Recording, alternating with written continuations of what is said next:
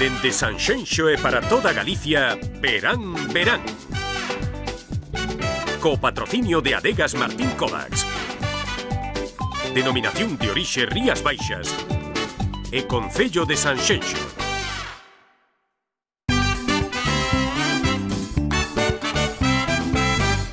E xa estamos de volta á publicidade, continuamos neste Verán Verán, abrimos este terceiro e último bloque deste programa dende esta Praza dos Barcos, dende este Porto Deportivo Juan Carlos I de Sanxenxo. Antes de nada, como sempre, lembrándoles o noso Facebook para que nos sigan a través das redes sociais, facebook.com/programa Verán Verán.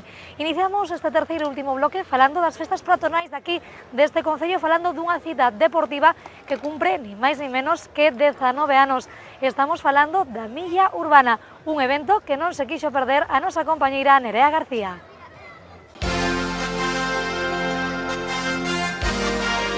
Ola Silvana, como vedes xa está todo preparado nesta terceira xornada das festas patronais de Sanxenxo para que arranque aquí, no Paseo de Silgar, a 19ª edición da súa Milla Urbana, unha proba deportiva federada desde o ano pasado que congrega cada edición a centos de atletas de todas as cidades.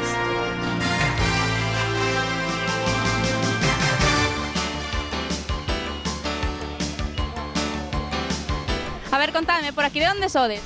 De Portonovo, de allá, por allí. Entón é a primeira vez que vindes aquí a participar ou...? No, es la segunda. E que tal vos foi o ano pasado? Bien. Sí. No entrenamos tanto, pero sí, algo entrenamos. Los niños lo hacen todos los años, nosotras es la primera vez. De Sevilla. ¿Y es la primera vez que vienes a Sanxenxo? No, vengo todos los veranos. ¿Y qué tal? ¿Es la primera vez que participas en esta carrera? No, el año pasado también. Ay, sí, entonces ya no estás nerviosa, ¿no? No. É unha carreira que está super consolidada, a súa 19 edición.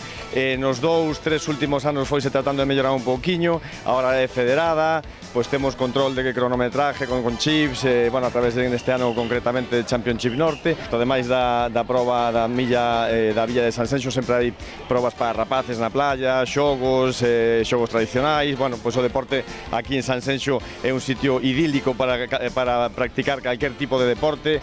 ¿Y qué tal la carrera? ¿La primera vez que venías? No, el año pasado y el antepasado también. Bien, estaba en el medio y la primera.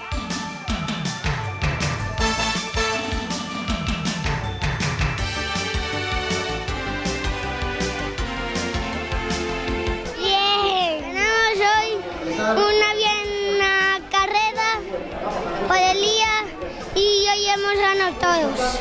Bueno, estamos con Jorge, o gañador da categoría élite. Contame, ¿qué tal foi a proba? Pues la verdad es que fue bastante dura, porque Carlos Porto, mi principal rival, bueno, que también Víctor Ribó, claro, pero Carlos Porto la puso dura desde el principio y bueno, se corrió en un tiempo rápido, pero bueno, me encontré muy bien en los últimos 200 metros y creo que gané bastante bien. Muy contenta, la verdad, de la prueba, un año más, muy bonita, mucho ambiente y la verdad que siempre da gusto correr aquí. Estoy muy satisfecho de haber elegido este deporte, de practicarlo y luego de visitar una ciudad marinera tan bonita como esta de Sanxenxo. Con este é o terceiro ano que fago aquí a milla. Empecé en Portonovo hai 3 anos e como iban as miñas netas, meu xenro, meu fillo todo, e pois eu tamén vou. A pelo é sin entrenar. E teño 70 anos, oístes, vou para 71, así que... Un saúdo para un Verán Verán. Un saúdo para Verán Verán. ¡Viva Sanxenxo! O récord no número de participantes e a gran afluencia de xente que se congregou hoxe aquí nesta solleira mañá domingo en Sanxenxo ben nos serven para confirmar o éxito desta 19 Milla Urbana e comprobar como disfrutan nesta vila das súas festas.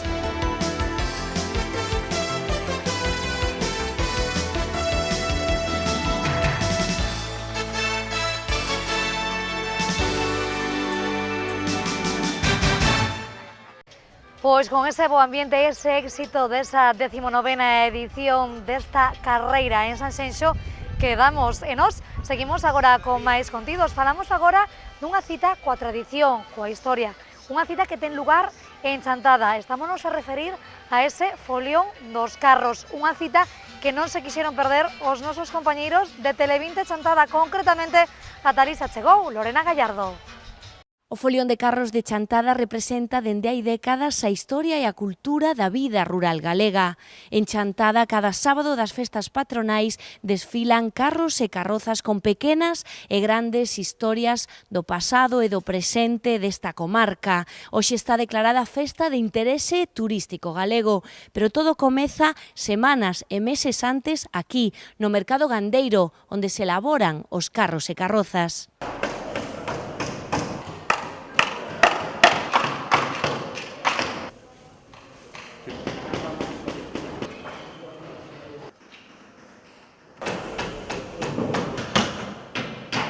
O pobo xeral de Chantada é un enamorado do folión de carros porque só hai que ver a xente que se viste, a xente que colabora co folión de carros, bueno, a xente que pasa por aquí a ver, que che dan ideas, que che dan consellos e que lles encanta porque máis ou menos todos fixeron carros, van nos deixando cos anos pouco a pouco, pero penso que non hai nadie de Chantada que non fixera ou que non tuvera un fillo, un pai, ou un tío, un irmão no metido no folión de carros. E cando todo está listo chega o gran día no que a vila recupera o espírito de décadas atrás. As rúas énchense de carroceiros, de vida, de música e de festa.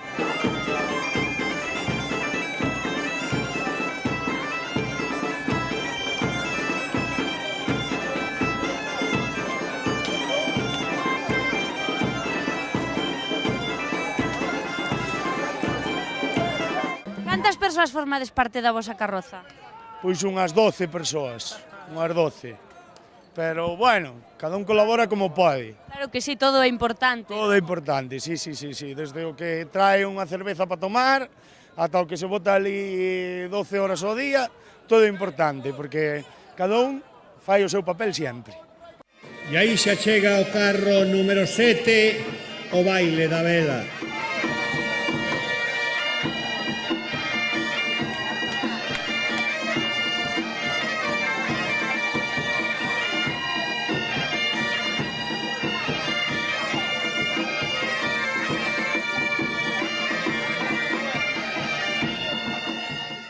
Salza un pouco que son a bonomía das xentes, o que é o facer artesanal, o que é o facer artístico. É unha mestura de teatro, de arte, e gústame moito. Sobre todo para a xente nova que non coñecía de viva man isto que se facía antes no campo, teñen unha fórmula que é o folión de carros de Chantada para ver como se desarrollan distintos oficios que se facían antes no campo.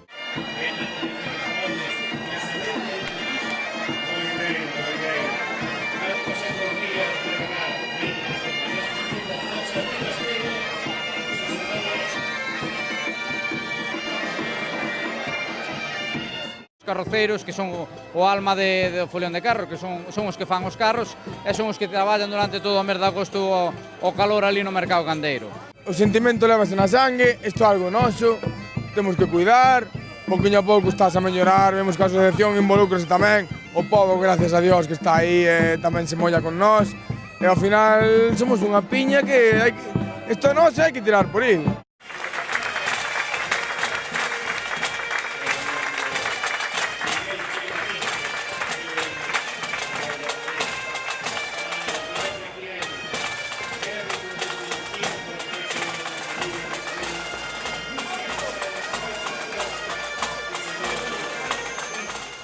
Pois moitísimas grazas a nosa compañeira Lorena Gallardo de Tele20 Chantada por esta reportaxe e por adentrarnos nese folión de carros de Chantada.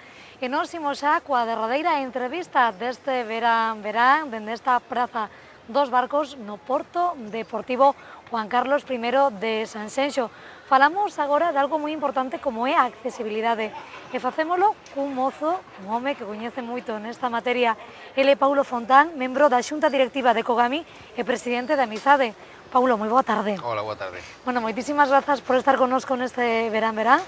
Falamos da accesibilidade, a primeira pregunta, é Galicia unha comunidade accesible? Sí, non? E por que, Paulo? A ver, non, porque en ningún sitio hoxe en día podemos considerarlo como accesible. Realmente hai zonas en Galicia que podemos considerar que son mellores ou que están mellor situadas desde o punto de vista da accesibilidade que outras en outras partes do Estado, porque hai moita diferencia dunha cidade a outra, pero realmente ainda queda moito por facer tanto en Galicia como no resto do Estado. Cal é, por así decirlo, a provincia, a cidade máis concienciada no mundo da accesibilidade a día de hoxe? A ver, Pontevedra nos últimos anos ten feito un traballo bastante intenso e importante, tanto en concepto de deseño como logo na execución propiamente dita deses proxectos para que realmente as obras queden ben feitas. Ainda así, hai cousas que, ainda estamos pendientes nós desde o movimento asociativo de que melloren e de que sigan mellorando, porque hai cousas que, ainda que poidan ter boa intención, pois se van quedando atrás. O resto de concellos, como pode ser Santiago e de máis grandes, ou meramente Sanxenxo, pouco a pouco van mellorando, pero ainda queda bastante por facer. É difícil entender, pero eu me pregunto, Paulo, por que os políticos non vos teñen en conta, non se reúnen máis con vos, non escuitan o 100% as vosas reivindicacións, algo que imagino que pediredes cousas que son moitas veces moi sinxelas de facer, non? A maioría das cousas son moi sinxelas de facer, sobre todo cando estamos falando de accesibilidade física e se plantexa unha reforma dunha rúa ou unha praza ou que sea, plantexando desde o inicio o concepto de deseño para todos é o mesmo prezo, non se trata de unha cuestión económica, unha cuestión que a veces é máis bonito facelo inaccesible e priman esa estética en vez de accesibilidade, cando tamén hai moitas solucións de accesibilidade que son perfectamente bonitas e estéticas e non pasa nada. Cales son as principais reivindicacións que tendes a día de hoxe, ou, por así decirlo, cales son as principais barreiras que vos atopades no voso día a día? Foi que hai moitas, é dicir, unha persoa con discapacidade con mobilidade reducida en moitas situacións ten problemas para sair da súa propia casa. Temos aí unha teima, unha loita que temos para intentar modificar a lei de propiedade horizontal para que sexa máis doado poder poñer ascensores en edificios de vivendas onde a mellor unha parte da comunidade non está disposta a poñelo. Entón hai xente que está realmente encarcelada na súa propia vivenda. A partir de aí... Ascensores, rampas, non? Porque, por exemplo, no meu edificio teño unha rampa que está moi bonita, pero que para unha persoa con discapacidade sería inviable tanto subir como baixar, vamos. Seguro, eso tamén o vemos continuamente, non? Despois, aparte diso, que xa é primordial poder sair da casa, polas rúas, ben é certo que en diferentes cidades e en maior ou menor medida si se vai tendo, certa comodidade, ainda queda tamén moito por avanzar, pero logo xa non só o visual que a mellor a xente pensa de que unha persoa con mobilidade reducida poida dar un paseo por unha praza ou por unha rúa ou ir á praia, sino que aparte diso, as persoas con discapacidade tamén temos unha vida social normal, é dicir, tamén imos a comprar o pan, ou a cortar o pelo, ou a tomar un café, non? E todas estas cousas non se poden facer con normalidade se tes unha mobilidade reducida. Por exemplo, Paulo, para que nos hagamos unha idea, como é o teu día a día? É dicir, con cantas barreiras arquitectónicas te podes atopar ou de que xeito se limitan no teu día a día estas barreiras, non? A ver, ao final as persoas con mobilidade reducida, como estamos acostumados a ter que loitar con este tipo de discriminación silenciosa, pois ao final, nos convertimos en certo modo valientes e atrevidos e tiramos para diante, pois, ainda que haxa un pequeno escalonciño, pois sempre intentas tirar para diante, pois senón tampouco faz nada na tua vida, non? Do punto de vista máis social, pois andamos peleando pois que todo isto se vaya modificando. Eu vivo no centro de Pontevedra, entonces na zona onde vivo, na zona próxima, pois está relativamente, a parte urbana, relativamente accesible, non? Pero volvemos ao mismo, é dicir, podo ir a unha cafetería ou dúas, ao supermercado, ao mellor a unha peluquería, pero claro, me limita non só a posibilidade de escoller, sino o dereito de poder ir a onde queira cortar o pelo ou onde queira tomar un café como calquera cidadán. Falamos da crise que pasamos, hai moitos que din que xa pasamos, que estamos con eses brotes verdes. Non sei se dende Cogami e dende Amizade, como viviste eses momentos de crisis e tamén, se xa estás notando tamén eses brotes verdes, pregunto. O problema é que as persoas con discapacidade sempre estivemos en crise, entón realmente en momentos de bonanza parece que hai algún tipo de sector que se ve beneficiado, pero na discapacidade non é que notemos que hai crecemento económico e todo vai moi ben, pois nós temos que seguir con a mesma loita, non se nota un avance, digamos, exponencial cando as cousas económicamente van ben, nin unha baixada exponencial cando as cousas van mal. Realmente non é que notamos os brotes verdes nin a crisis máis que o noso día a día que sigue sendo fastidiado. A hora de construir un edificio, a hora de facer un edificio público, un concello, a Xunta de Galicia, ata que punto se vos ten en conta? Se reúnen sempre con Cogami, no caso de Amizade en Pontevedra, con Amizade, ou ás veces nin se vos chama? Eu entendo tamén que a propia burocracia administrativa a veces pode complicar un poquinho a xestión de diferentes gobernos a hora de poder executar os seus proxectos. Iso non quita que fagan o posible, porque como dis ti, se poñen en contacto con nós, nos pidan opinión, nos escoiten, e non só nos escoiten, sino máis ou menos nos fagan caso, porque en maior ou menor medida temos máis experiencia, e sabemos, con co coñecemento de causa cando algunhas cousas van a dar bo resultado e cando non. Ás veces nos teñen en conta, outras veces menos, casi temos que estar nós máis pendientes de intentar solicitar unha reunión cando vemos que vai haber un proxecto de obra nun sitio e preguntar a ver como vai a ser e intentar modificar aquelas cousas que se poidan nun momento de proxecto, casi máis iso que nos chamen a nós para preguntarnos. Iso, por así decirlo, non é nada xusto. Paulo, digo, cantas veces te tes cabreado no teu día a día? Vexo que agora xa estás moi tranquilo, xa dis cabrear, o mellor xa non soluciona nada, pero imagino que cabreos terías os teus, non? Tería os meus, pero seguimos tendo cando a mellor ves unha rúa que acaban de reformar ou que están reformando e ves que o mellor, aquel paso de peóns que podía quedar ben perfectamente co mesmo coste, non vai a quedar ben e é unha falta de concepto de deseño, de implicación, de control na execución da propia obra, etc. Un pouco todo de implicación de diferentes actores e claro, te fastidia, te enfada un poquinho ver como as cousas co mesmo coste e con pouco esforzo, simplemente só prestando máis atención, poden ter un resultado beneficioso para todo o mundo e en cambio a veces nos atopamos con cousas que acaban de facer e logo hai que modificar para que poden ser útiles, non? Iso. En canto á implicación política, fala moito de política porque ten moita relación, non, en todo isto. Que normativas hai a día de hoxe vixentes ou cara verá importantes, non? Para que realmente concellos, Xunta, Estado español se poñan as pilas nesta materia de accesibilidade. Ben é certo que nos últimos anos, máis ou menos desde 2010, hai unha normativa do punto de vista de accesibilidade urbana que é bastante, mellorable, pero bastante extensa, non? E entón se marca unhas pautas que de cumprirse melloraría bastante as cousas do punto de vista de accesibilidade urbana. Dis de cumprirse? De cumprirse, exactamente como pon o propio texto legal, non? Logo, outra cousa é a accesibilidade dos establecementos privados de uso público, non? Cafeterías, bares, restaurantes, etc., non? Peluquerías e demais, non? Aí a normativa é un poquinho máis laxa, ainda que xa empeza a ser un poquinho máis exixente, e logo hai que concienciar a parte dos responsables políticos que teñen unha parte importante de decisión, sobre todo decisión do punto de vista dialéctico, de preguntarnos e chegar a acordos co movimento asociativo.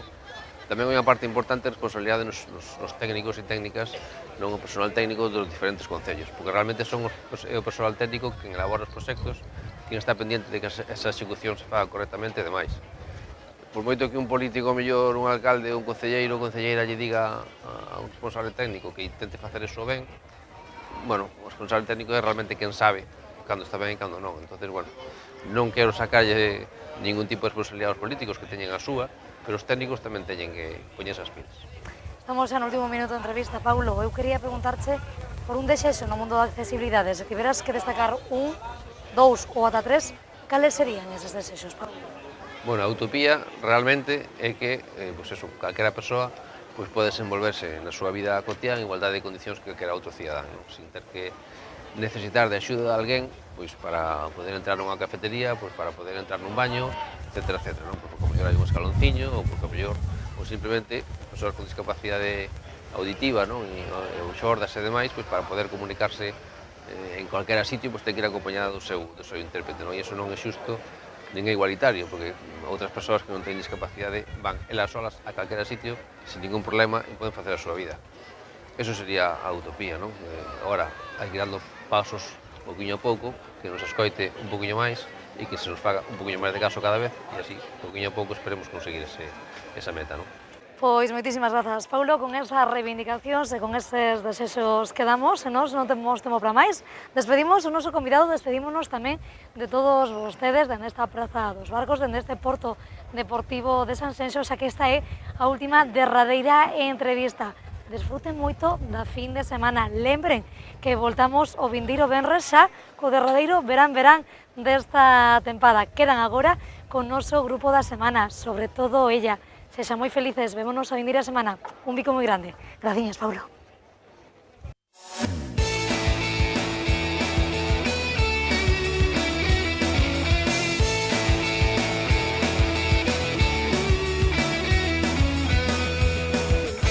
Es el final, no hay escapatoria. No puede ser que acabe ya esta historia y miro detrás, esperaré una señal. Ya me da igual la pena o la gloria y vuelvo atrás rebuscando mi